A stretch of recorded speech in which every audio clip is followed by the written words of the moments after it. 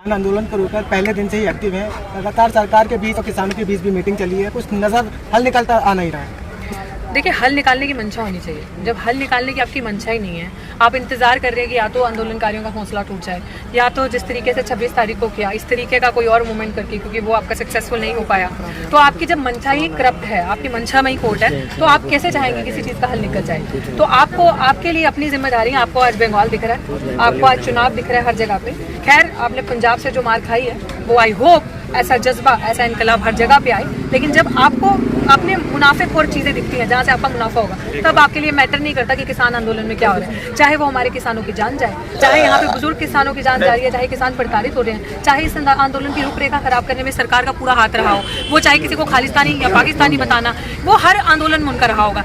अब सबसे अच्छी बात क्या है, आपके सवाल से मैं कहती हूँ, अब जिसका पर्दाफाश होना है ना, वो हो चुका है। अब ये जितना भी, देखो, ये डरा सकते हैं, देखो अब डरने भी नहीं वाले लोग, लेकिन ये क्या कर सकते हैं, वो डराने की कोशिश कर सकते हैं, धमकाने की कोशिश कर सकते हैं, आपके आंदोलन को खराब करने की कोशिश कर सकते हैं, आपको बदनाम करने की कोशिश कर सकते हैं। बस वो यही कर सकते हैं और उनके पास कुछ नहीं। तो यही होता है जी, अब तक तो होता आ रहा है। वही तो मैं कह रही हूँ कि वो यही सारी चीजें कर सकते हैं, इसके अलावा उनके पास और कोई विकल्प नहीं। डिपेंड करता है आप उस चीज को कैसे लें। जैसे किसी ने आंदोलन जीवी कह दिया, आंदोलन जीवी के उससे बड़ा टुकड़ों पे पलने वाला काम था।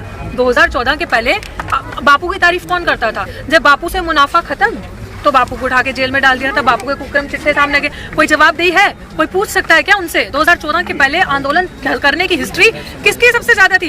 पेट्रोल के, डीजल के दाम बढ़े, पेट्रोल के दाम बढ़े, एलपीजी गैस के दाम बढ़ते थे, सिलेंडर के दाम जब बढ़ते थे तो सड़कों पे आके कौन हल्ला करता था? किनकी महिलाएं थी? कौन था वो? आज चुप्पी साधे हैं। अगर एक औरत का रेप भी हो जाता है ना, तो इनकी औरतें जो शासन में, प्रशासन में बैठी हैं, उसे चू नहीं करेंगी। उनकी जुबान नहीं है। स्पाइनलेस वुमेन जिन्हें कहते हैं ना, रीढ़ की हड्डी टूटी हुई है उनकी, वो सीधी खड़ी नहीं हो सकती। तो वो डिसबैलेंस है। वो थाली के बैंगन होते हैं ना, वो इधर लोट जाओ उधर, जहाँ पे मालिक कहे वहाँ पे। तो ये हाल हो रहा है। मैम, लोग यहाँ पर आए थे सरकार की नाक में नकेल डालने, लेकिन लग ऐसा रहा है कि किसानों के उन्होंने नाल लगा दिया है। नाल से मुतालबा है कि बैरिकेडिंग।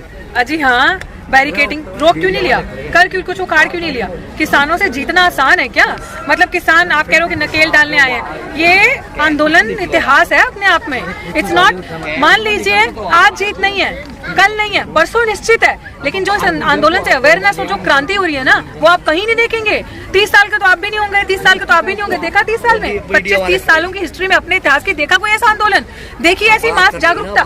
यहाँ पे पाठशाला चल रही है, वहाँ पे लंगर चल रहा है, वहाँ पे कोई और प्रोजेक्ट चल रहा है, यहाँ पे पीछे केमिस्ट खोला है, सांझी सख्त है, सारी चीजें देखी। कभी किसी आंदोलन की ऐसी सबको तो फर्जी बता रहे हैं, इससे काम कैसे? मैं तो वही कहती हूँ कि सब फर्जी हैं, सब फर्जी हैं। असली खाली वो जिनकी जेबें गरम है, जिनको मीडिया के अंदर जाना है, पैसा रात को उनके अकाउंट में आ जाएगा, सुबह वही बकना है जो लिख कर दिया। असली खाली वही है। हमारी जेबें थोड़ी ना गर्म है। अगर वो हमें खरीद सकता है कोई? बिल्कुल नहीं। हमारी जेब कोई गर्म कर सकता है? नहीं। तो हमारी ये चीजें नहीं हो सकती। तो फिर बताओ, जब ये सारी चीजें नहीं हो सकती, जिनको मिल रहा है, जो देश का करने ही बुरा आए हैं, वो तो करेंगे ना ये काम। तो जब आपकी जेब गर्म हो रही है रात को, तो आप वही बोलोगे ना जो मालिक कहेगा। तो यही तो हो रहा है इस देश में। अमित शाह साहब जो है बंगाल के किसानों को मुनाफा देने की बात करते हैं कि हम इंसाफ के लिए आए हैं। जितना मुनाफा देश के और किसानों को दे दिया, उतना मुनाफा ही वहाँ देंगे। कहते हैं ना, जो झूठ वहाँ पे वो भूल रहे हैं ना, वहाँ पे किसान दूर नहीं है। आज ही आपको मन से सुना भी होगा आपने कि उन्होंने कहा कि 23 मार्च तक का, राकेश टिकैत जी ने कहा हमारा प्लान है। I don't know what that plan is, क्योंकि वो किसान लीडर्स का में भी होगा कुछ उसमें। बट ये लंबी लड़ाई है, और इसमें जो इन्होंने ठान लिया है ना, अभी मैंने जो कल की न्यूज रिपोर्ट सुनी है, वो बंगाल जाने वाले, और वो पहुंच जाएंगे। कितनी देर गुमराह करोगे? कितनी देर लोगों को डराओ धमकाओगे? यही होगा। आप देखना इस चीज को। आप कह रहे हो ना कोई सोल्यूशन नहीं निकल रहा। जब पहले मीटिंग्स होती रहती थी 26 से पहले ना, हमें भी लगता था आज होगा कुछ, कल होगा। हर मीटिंग के बाद एक दिल में रहता था कि अब कुछ सोल्यूशन निकलेगा। लेकिन अब ऐसा लग रहा है कि जो ये आंदोलन कर रहे हैं ना, एटलीस्ट आवाम जागरूक होगी। मास जो आवाम के जो हक है ना, हक की जो बात होती है, उनको पता चल गया हमारे हक क्या है। और इस आंदोलन से एक सबसे अच्छी चीज ये हो रही है, और इसका थोड़ा बहुत क्रेडिट बीजेपी को भी दे देते हैं। वो कैसे? ध्यान से सुनिएगा। क्योंकि आज घरों में ना, आप किसी के घर पे जाओगे ना, बुढ़ी माँ भी मोदी को गाली दे रही होगी, पॉलिटिक्स समझ रही होगी। सीरियसली, बुजुर्ग माँ, माता, पिता, बहनें, जिनको पॉलिटिक्स से कुछ नहीं लेना देना, जिन्होंने शायद किताबें भी नहीं पढ़ी होगी, वो भी मोदी समझ गई क्या है। वो भी समझ गई कि कितना प्रधानमंत्री पहला ऐसा है जो सबसे ज्यादा दुनिया में झूठ बोलता है। वो भी पॉलिटिक्स डिस्कस करती है। तो एटलीस्ट आप लोग पॉलिटिकल अवेयर हुए ना। वी अंडरस्टैंड कि जब तक सामाजिक न्याय नहीं हो सकता, तब तक सोशल रिफॉर्म, पॉलिटिकल रिफॉर्म बहुत दूर की बात है। बट एटलीस्ट छोटे छोटे लेवल पे शुरू हो रहा है। तो इनकी सरकार का शुक्रिया अदा करो, सबको अवेयर कर दिया, अपने हक की बात कर रहे हो आप, एजुकेशन की बात कर रहे हो आप, आज आप बोल रहे हो, आवाज उठा रहे हो, ये कोशिश करेंगे आपकी आवाज को दबाने की, लेकिन आपको दबना थोड़ी है। आप कुछ ऐसा नहीं कर रहे, हम कुछ ऐसा नहीं कर रहे जो संविधान के बाहर है, जो कॉन्स्टिट्यूशनल फ्रीडम ऑफ एक्सप्रेशन देता है, वी आर चेजिंग दैट। संविधान कहता है वॉइस का, आपकी जो आवाज है उसका अधिकार है, मैं उसका पूरा फायदा उठा रही हूँ, सब उसका पूरा फायदा उठा रहे हैं। क्यों ना बोले? वॉइस ऑफ डिसेंट, जिसको ये किल करना चाहते हैं कि मैंने, अगर इन्होंने कुछ कहा, मैंने उसका कहा कि आई डिसएग्री, मैं अपने डिसेंट देती हूँ, तो उसको ये काटना चाहते हैं, उसको डरा धमका के जेल में डालना चाहते हैं। तो क्या करेंगे? यही ये करते आए हैं, सबको पता चल चुका है। उसके ऊपर क्या, संविधान के बाहर तो ये भी अपनी सीमा नहीं कर सकते क्रॉस। तो ये समाज जो आज का है वो इतना कमजोर नहीं है इस चीज को लड़ने के लिए। जी, योगी जी ने कहा है, हुआ है पंजाब में जिस तरीके से बीजेपी को झटका मिला है, क्या लगता है अब पश्चिम बंगाल में भी ऐसा कुछ होना है? आंधी है, अभी तो ये आंधी है, आगे और आप देखते जाओ क्या है। लेकिन ये तो छोटे स्तर का था ना, तो इससे क्या बड़ा में छोटे फर्क पड़ेगा स्तर से क्या? आप क्या पहले बिल्डिंग ऊपर से खड़ी करते हैं, नीचे से खड़ी करते हैं? आप जब, हम लोग जब शायद इन चीजों को समझ भी नहीं रहे होंगे ना 2014 में, तो बीजेपी कैसे आई और कैसे क्या हुआ पता भी नहीं होगा। दिख रहे हैं अन्ना जी? कहाँ थे अन्ना जी? कहाँ कोई आया? आंदोलन पूरे देश में रचा, गद्दी पे कौन बैठा है, प्रधानमंत्री कौन है, पता चला?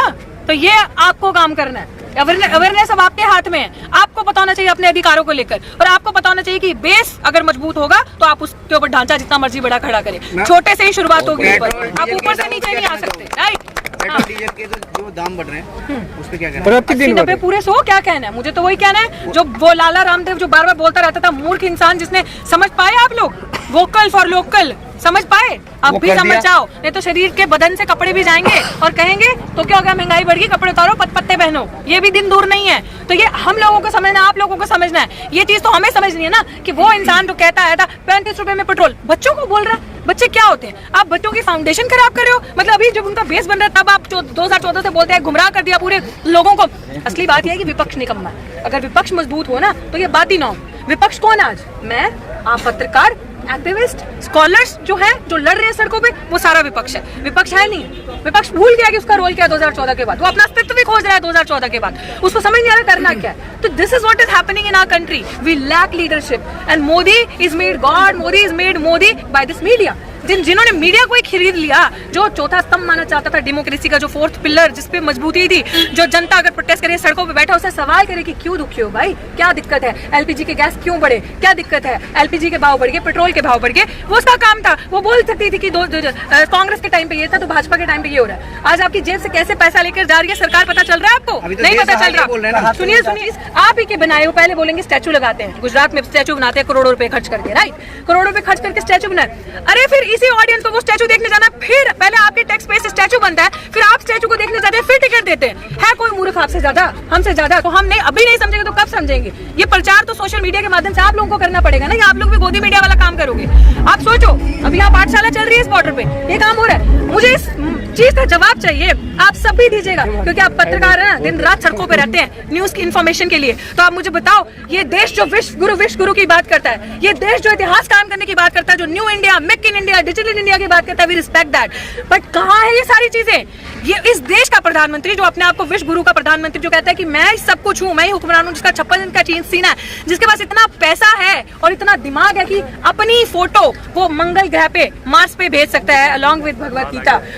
उसी के देश में आप हालात देखिए कि मैनुअल स्कैवेंजर आज भी मैला जो नालियों में उतरता है वो अपने हाथों से गंदगी साफ करता है। आज भी शिक्षा नहीं है, रोटी नहीं है, रोजगार खाने को नहीं है। आज भी अगर आप देखेंगे लोग सड़कों पे सो रहे हैं, छत नहीं है। तो वो कैसा विश्व गुरु हुआ जब आप इतने महंगे महंगे कपड़े पहन के निकल सकते हैं, बड़ी बड़ी गाड़ियों में बैठ सकते हैं। जिस जगहों पे आप बैठते हैं, जिस जनता का वोट लेकर, उस जगहों पे वही जनता कभी नहीं जा सकती। और सोचिए 18 घंटे काम करके अगर देश का ऐसा बेड़ा गर्क किया है, देश का ऐसा नाश किया है कि ना ही देश की इकोनॉमी उठ पा रही है, जीडीपी खड्डे में चलेगी, सब कुछ, भूखों के पास रोटी नहीं है खाने के लिए, युवाओं के पास रोजगार नहीं है। आए आपके 15 लाख आए, आप लोगों के अकाउंट में आ गए, मेरे नहीं आए। सीएम से पीएम बन गया वो इंसान, कर्ज माफ करता करता किसानों का, और आज देश का किसान सड़कों पे है। और आत्महत्या तब भी इतिहास था और आत्महत्या इस आंदोलन से भी हो रहा है। एक सेकंड, और अभी ऐसे बेटा, और आज खबर पड़िएगा, एक बाप बेटा ने फिर आत्महत्या की, जो मैंने सुनी है आज सोशल मीडिया पे फ्लैश हो रही थी, कि उनको समझ नहीं आ रहा हो क्या रहा है देश में। आप क्या ये चाहते हैं कि आप किसी फर्जी बकवास से ये दुनिया खुद ही अपने आप को सुसाइड या इस तरीके की चीजें बुजदली में उतरती जाए ताकि सब आपके गुलाम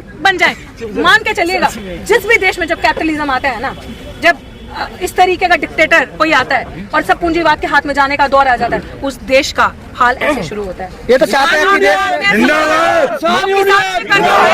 जो किसानों ने किया है, वो शुरुआत की है, अंत आपके हाथ में है। सही रिपोर्टिंग कर रहे हो, सही रिपोर्टिंग कीजिए। जो आवाम पीछे खड़ी सुन रही है ना, अब ये लड़ाई हमें आगे लेकर जाने की जरूरत है। मैम एक तबका ऐसा है जिसको 500 रुपए पेट्रोल हो जाए तभी फर्क नहीं पड़ता, वो कह रहे राष्ट्रीय हित में हम ले लेंगे। यही तो बात है, मैं भी सुन के आई हूँ सारी चीजें। राष्ट्रहित करते करते कितना कूड़ा कर दिया इस देश का। राष्ट्रहित तो था काला वो बंद करना, नोटबंदी करना, हुआ राष्ट्रहित, आ गया काला धन स्विस बैंक से वापस। वो मेरे को नाम लेना भी गंदा लगता है उस बाबा का जिसने इस पूरे देश को लूट डाला, लाला रामदेव बाबा। वो क्या था, मैं नहीं बोलूंगी। तो लाला रामदेव तो वो कौन था? वो प्रोजेक्ट था, जैसे मोदी जी और अमित शाह प्रोजेक्ट हैं किसके, अंबानी अडानी कॉर्पोरेट हाउसेस के। Lala Ramdev it's a project of this BJP. कैसे कि अगर लाला रामदेव का प्रचार नहीं होगा, देखा पहली बार